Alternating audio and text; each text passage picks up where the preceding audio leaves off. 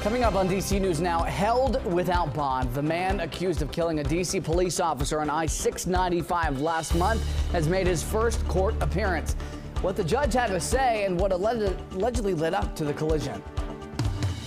Adult daycare van crashed. 7 people sent to the hospital after a collision with a ride-on bus. We've got the latest from Montgomery County. U.S. strikes in Syria. An escalation on the world stage, responding to the killing of 2 U.S. troops and a civilian. We're going to bring you the latest. And while the steadiest and heaviest of the rain has moved on, there's still some showers out there. I'll show you the latest radar and give you your forecast for Sunday and beyond with the full 7-day coming up. Going green in the new year, we are helping you stretch your dollar with a cash-only trend, hoping to get you to save. Good Saturday evening. Thank you for joining us for DC News Now at 9 o'clock. I'm Ben Dennis. We begin tonight with breaking news. The driver accused of hitting and killing a DC police officer on I-695 last month is going to be held in jail without bond. The suspect, 47-year-old Gerald Lonnell Coates of DC, made his very first court appearance today. Our Dave Laval reports the latest accusations as Officer Terry Bennett's friend reflects. Gerald Coates is charged with second-degree murder in the death of D.C. police officer Terry Bennett. Coates made his first appearance Saturday as we learned more details about their deadly encounter. Bennett died last Wednesday, 2 weeks after he sustained the injuries while on duty December 23rd.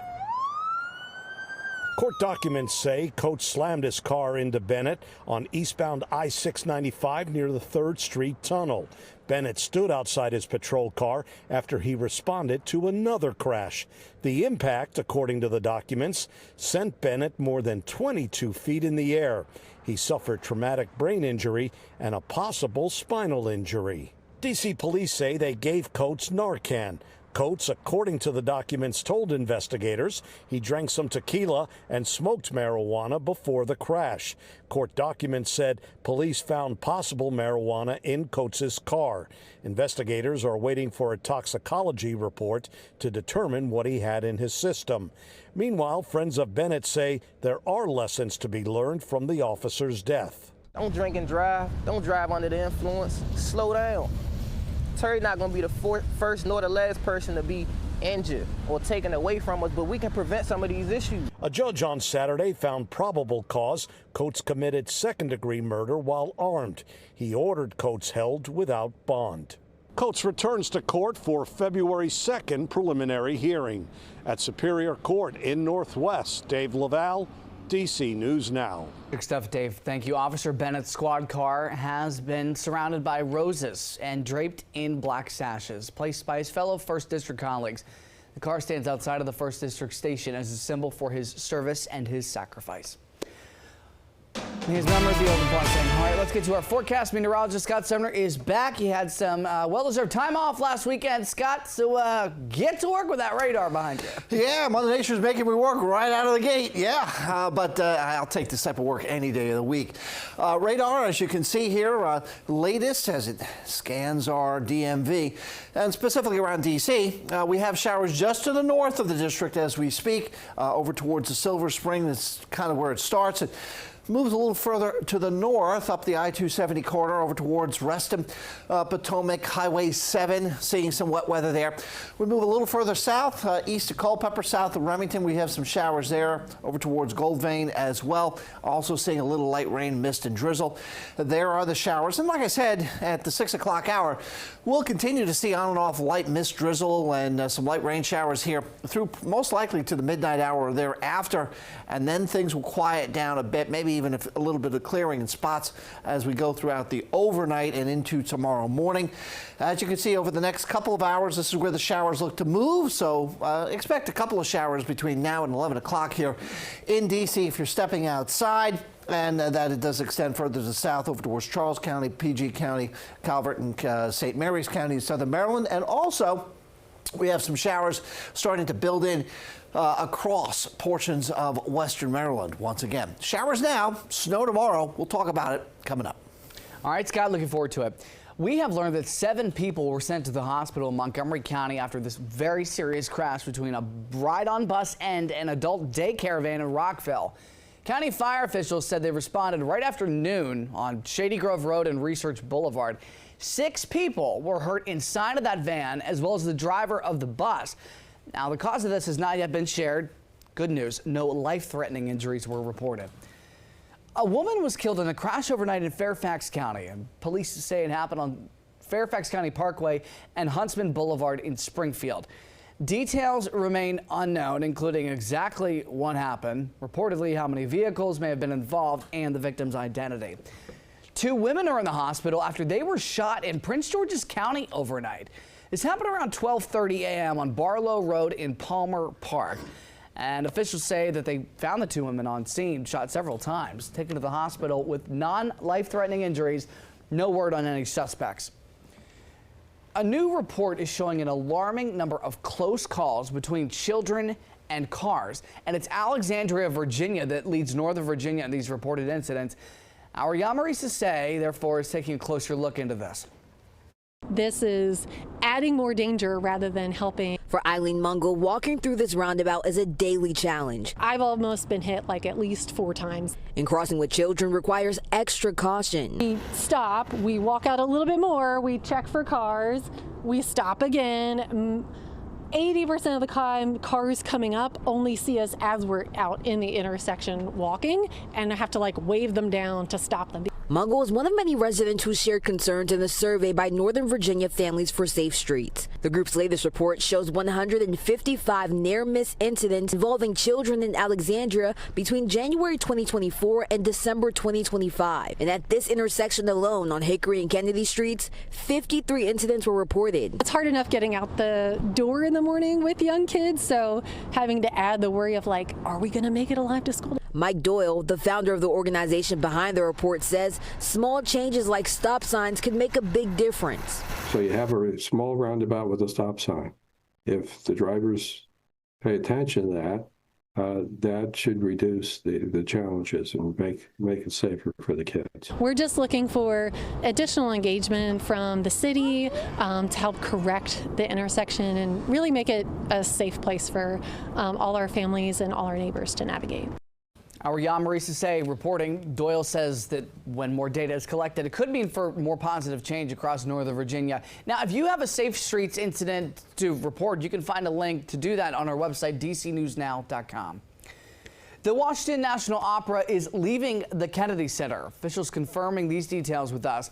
Their departure follows President Trump's takeover of the Kennedy Center board and his name now affixed on the building that honors the late president. President Trump first fired the board after starting his 2nd term and made himself the chair. The New York Times reports the opera made the move due to a drop in attendance and a decline in donor contributions ever since the White House made some drastic changes. In a statement, the Kennedy Center spokesperson says in part, quote, "We've made the difficult decision to part ways with the WNO due to financially challenging relationship. We believe this represents the best path forward for both organizations and enables us to make responsible choices."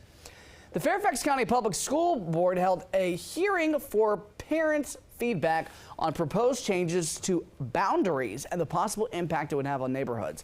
Now, if approved, it would mark the first time in 4 decades FCPS would overhaul boundaries.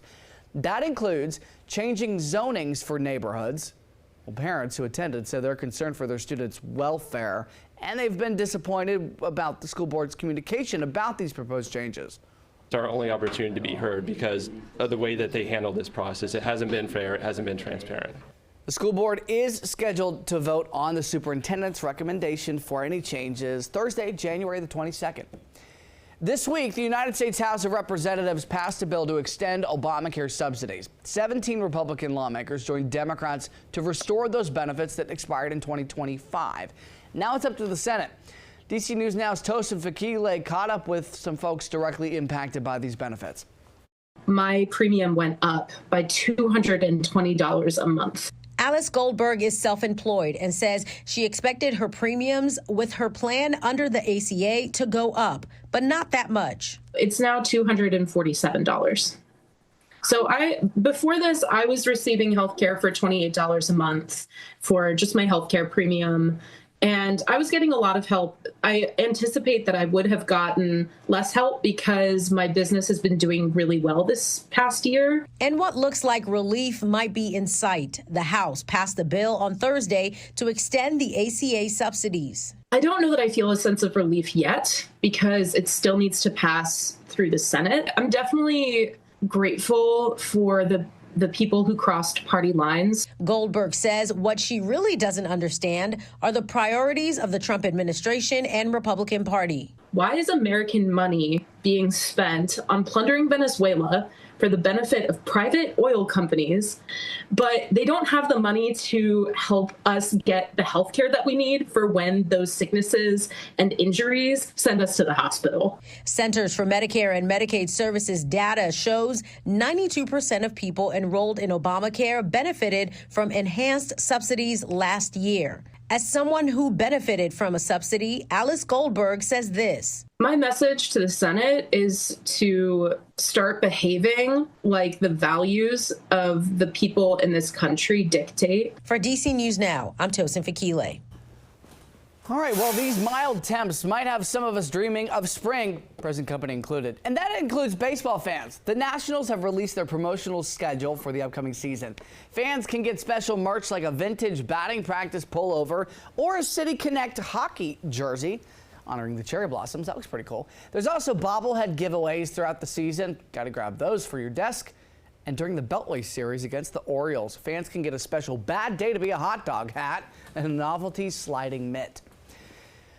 The heartbreak for Ravens fans after the team's kicker missed that field goal against the Steelers turned into a win for DC families. In the final seconds of that game, Tyler Loop, who was nearly perfect all season, went wide right, ended Baltimore's season. The images of the rookie standing there heartbroken resonated with Pittsburgh fans.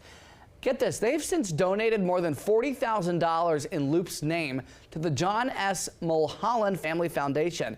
That's Loop's favorite local charity, and it runs 11 food pantries, feeding thousands of families in need. Way to go, Pittsburgh fans. Going green in the new year, there is a cash-only trend hoping to get you to save. We're stretching your dollar with a closer look at if it could work. Plus, federal government unveiling their new upside-down food pyramid. What's now at the top of the health triangle? Time now, 9:12. We take a live look at Roslyn. It'd be hard to even discern that that's Roslyn. Foggy indeed. Scott Sumner is going to be breaking down your forecast, what you need to know before you head out the door.